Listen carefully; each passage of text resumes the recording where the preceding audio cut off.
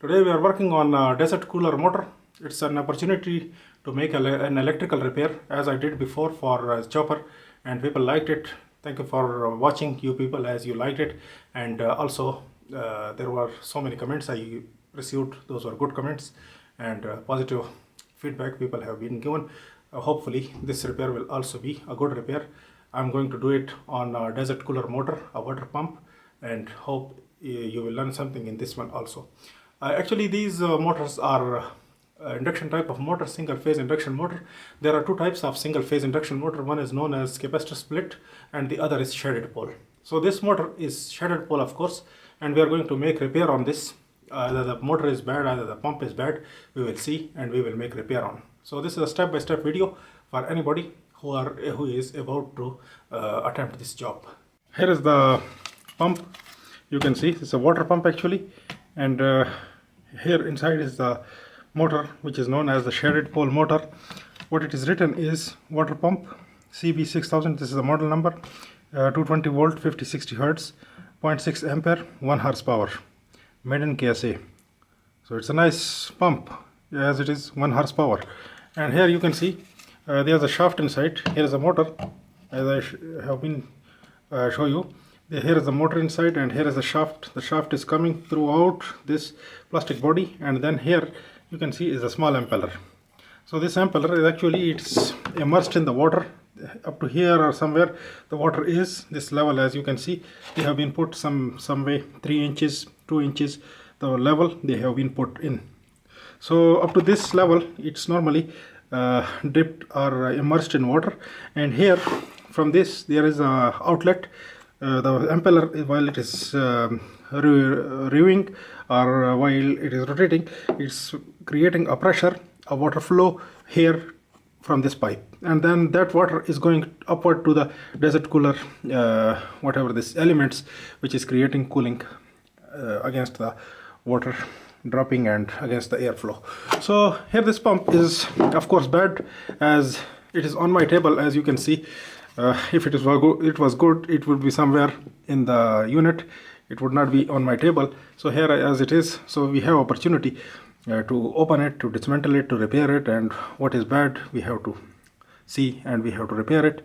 Probably we will be able to repair it, and we will be able to diagnose the problem, and of course it will be a learning opportunity for us. Very few tools you need. Straight screwdriver, because these are straight. You can see the two screws or whatever, and here is the plier, the combination nose plier. You can see this is also a very useful tool always we are using. And here is the star bit screwdriver. This will be required maybe. And here is the multimeter, of course. It's our good friend always we are using. And of course a little rag, a few other things, which is oil. We need it for the bushing or bearing. And here is the WD-40 for the cleaning purpose. So I'm going to dismantle it.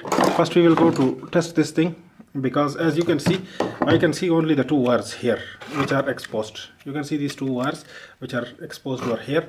So these two wires, I'm just going to check what is there.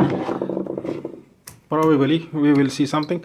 Of course I will go to make it on continuity, something like that, and I will put a screwdriver underneath so that you will be able to see the screen. Otherwise it's under light and difficult to see. Just I'm going to these probes, you can see always I'm explaining it's on ohm, continuity diode or whatever, and this is on common black one. So I'm going to use these two while I'm putting them together. So it's giving a beep as you listen. And if I will go to ohm, also of course you will see this is out of range, out of limits now. And if I will put all together both, you are able to see 0.1 ohm or 0 ohm, whatever. Okay, so just I'm going to ohm this one. As you can see, very high resistance, something 1.8 mega ohm. This wire color, as you can see, this is yellow and green, which donates the ground normally. So we will see whether this is ground or this is winding, but these two wires are coming off. Later on we will see what's there actual. So if I will see this with the body, here one screw or bolt is coming, which I can see this exposed. Just I will see this one. Yeah, of course this is ground. This wire is connected to this bolt inside or the metal body inside. I will see on the continuity also. I will have to show you. You will listen the beep. 0 ohm and the beep. So it means this is the ground wire. This is not connected to the winding. Winding wire is this one. There should be another wire, of course, which will be ground for the winding, and here it is not. So I'm going to attempt to open this unit. For the reason I'm going to open it with the use of a straight screwdriver.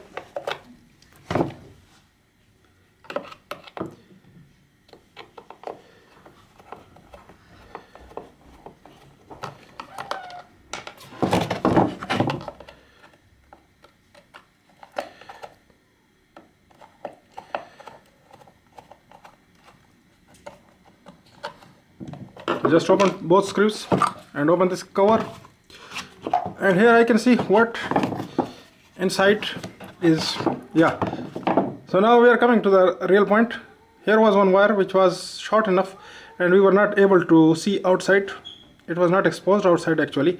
Here these are the two terminals of the winding. There is a winding inside, the yellow tape you can see underneath. There is a winding, and here is this ground wire which is of course connected to the metal body here. And here is one fan. You can see this is for the cooling, but it's way jam. It's not running. You can see it's barely rotating. It's way jam. So this is what could be the problem of this motor. This is jammed. Actually inside this is jammed. There will be some old grease or oil which is sticking this motor inside, and there will be some dust also inside. We will remove that all. And of course this is a shaded pole motor. Where is the shaded pole actually? Just I'm going to show you. This one is a shaded pole. It's a short circuit actually, shorted 1 turn or 2 turns, something like that, 2 turns in this case. And here is the actual winding, which is 220 volt. It is written also 0.22 ampere, 20 watt, and 240 volt AC, 50-60 hertz. Every detail is written over here. We are going to remove this thing. First we have to ohm this one. Again we have to confirm this winding. If this winding is good, there will be very little work in this to repair. Or if this winding is bad, we could even repair it, but that will be a big work. So here we are just going to check it on these two wires. Either we can check it over here, but it's a trouble way to check it like this. Easy way is to put these on these two terminals. So you can see, you can hear a beep, and you can see a 70, 72, something like that, but this is not ohm. I'm going to ohm it, and you can see 112.6 ohm. So this is what, if you can see, a good reading. What I'm understanding from my experience, this is a good reading. I don't know the real resistance for this one on ohm, because before I did not attempt to repair any such a kind of motor, but at the moment what I'm understanding, 112 ohm is something a good reading for this particular. And then of course I have to check it for the grounding or shorting to the body. There should be no resistance or very high resistance. Yeah, 17 mega ohm. It's very high resistance, so it's not creating any problem with this such unit. So it's good, it's not bad. You can see, so it's okay. Now what we will do is we will have to dismantle this. Electrically it is okay, but mechanically we have to do work on this one. So we have to dismantle it. By the way, we will dismantle it by opening this fan from. It's a little bit, yeah, it come off. As you can see, just I'm sticking in the screwdriver, and leverage I'm providing it over here, and then by that way it's coming off. It's a little bit work, just easily it can be done. And of course there is a splice part over here, and it's rusty. You can see this is running in water. Normally water vapors, whatever is going in, and it's making rusty it. It's okay, normal. So this fan come off, and now is the time to remove things from, like what we can do is we would have to remove these two bolts first, and later on we will remove these bolts also. So I'm grabbing my screwdriver, which is of course the Phillips one. Just I have to remove these things. No, just this one is not required. Instead these two, which are with the body also, we have to remove them. Yeah, so you can see, just I'm grabbing the nut and removing this bolt. There are washers, lock-in washers, so many things are there. We will keep track of them. We will not lose them because I'm going to assemble it again in the end. For that purpose, they should not be loosened. So both nut and washer come off, and this unit could come off also by removing these screws. As actually you can see it's wiggling, but the way I am going to remove it is by this way. Just we have to remove both of them so that it will be disassembled in the point. Just now is the procedure. We have to free up this fan, this whatever the rotor inside, to make the impeller and fan free to move, because in such a condition, if we will put it in electricity, it will not move, as it was bad. So just you can see, yeah, it's bushing actually. It's dry, that's why it was not. Yeah, now it's free. Now this part should come off. As you can see, the winding had been come off, and this had been dismantled up to some extent, you can see. And here this fan, if we will bring it off by some way, we have to jiggle in. It needs a force, a lot of force it needs. And if we will put some screwdriver, maybe I will break it, but we are not going to break it. Just I changed my mind. I'm not breaking it. Instead we will clean it over here in the same place where it is. It's easy enough, it's not difficult. Just I have to make a little bit spray of the WD-40 on this thing. I have to remove this thing first and then put a little bit of, I'm going out of WD-40. Okay, I will bring my relay cleaner and will use that, because I'm going out of this bottle. So here you can see another product, which is CRC electric cleaner or something. Oh, of course it's bad.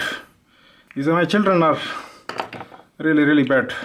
Yeah, it's doing okay. So what we will do is we will have to spray it inside. Yeah, it's possible to spray by even broken one. So as you can see, gunk is coming off. Just I have to spray a good amount to bring off lot of gunk which is coming off. As you can see, just I am spraying inside the parts. Some gunk is coming from the cover, some is coming from the inside parts, but it's freeing off. As you can see, now it's free. It's very much free to move. It's good enough. This was what I was needing it to do with this, like. Okay, so now just the time is the time to fill in oil, little bit oil. I have to put it in. So for that purpose, what I have to do is I have to take a little bit oil in the cap of the bottle. This is just regular compressor oil for the air conditioning. So just I have to put it inside some way like this. The easiest way to put it by the screwdriver. With the help of the screwdriver tip, I have to pour a little bit oil in. Just I'm oiling in a very common fashion, as we are oiling a machine or whatever, a machine parts. So by this way it is. And now is the time to clean this part also. So same way, same procedure I have to adapt for this one. Just I have to pour enough quantity of CRC to clean this. As you can see, a broken bottle even can do.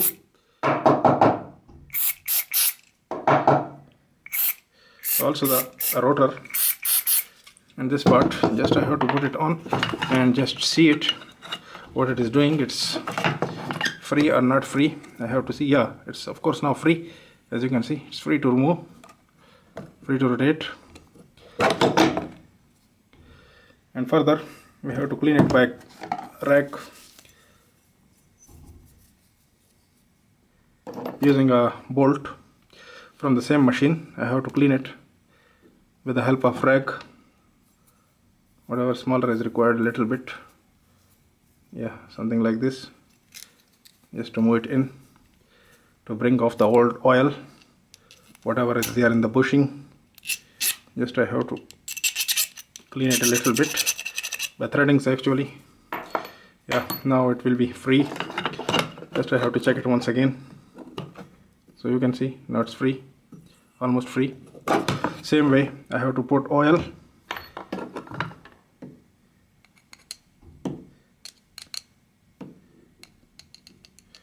I'm oiling this machine actually, as you can see on the rotor also. I have to put some oil and then I have to fix it back, and we'll see. Yeah, it's doing. It's okay. Now again, what I'm doing is, in the reverse process, I'm assembling the machine. Just a little bit over here is okay. First you have to put this thing, this end cover in place. Okay, then winding, you have to put it the winding on.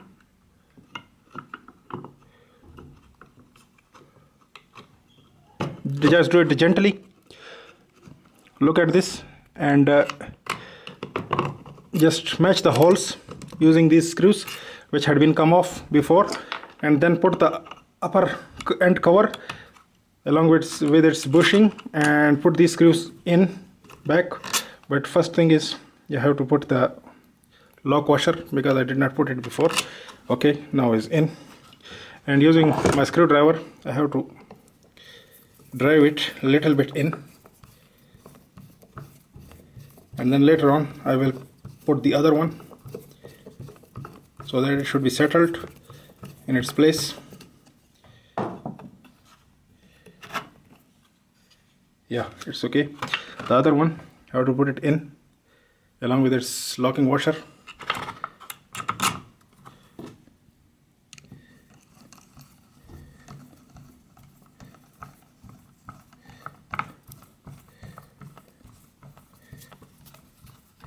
Just driving them without nuts.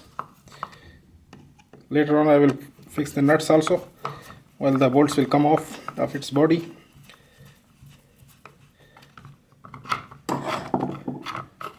So now the fan is free, as you can see, it's rotating free. Hopefully it will do. Now is the time to fix the washer and nut from the underneath. Just other one, I have to do it same way.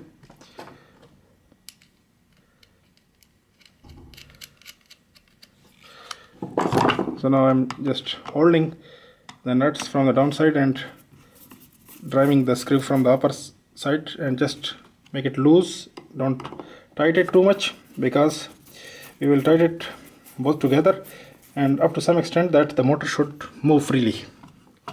Some way like this, and a little bit tapping, the motor will be free. So some way like this, we have to do it both together, and we'll see whether the motor is moving free or not. As you can see, now it's free.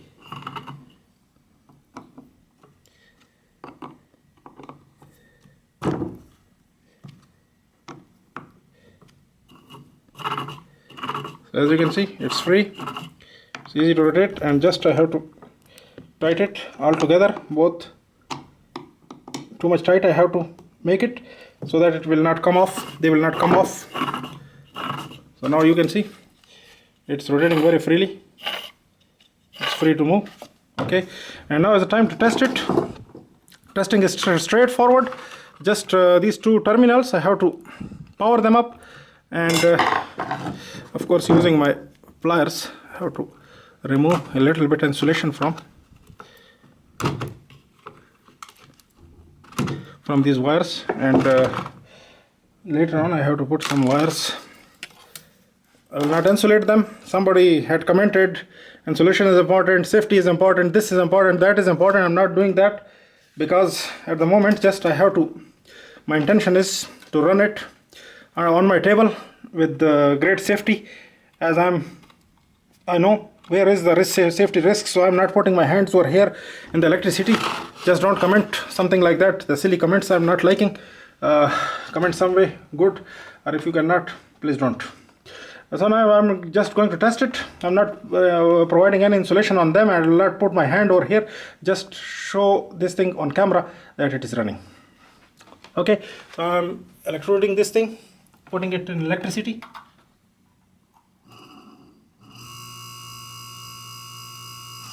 So you can see it's running well. So it's okay. Now this thing had been come to the duty once again.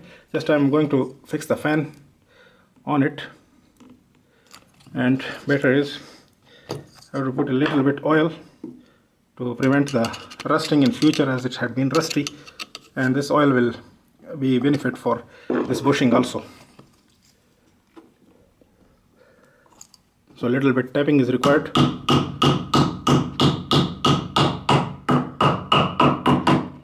So by this way, just it is in, and now I'm going to, oh, it's a problem. What I did is I cracked it, but it's not a problem actually. It will do.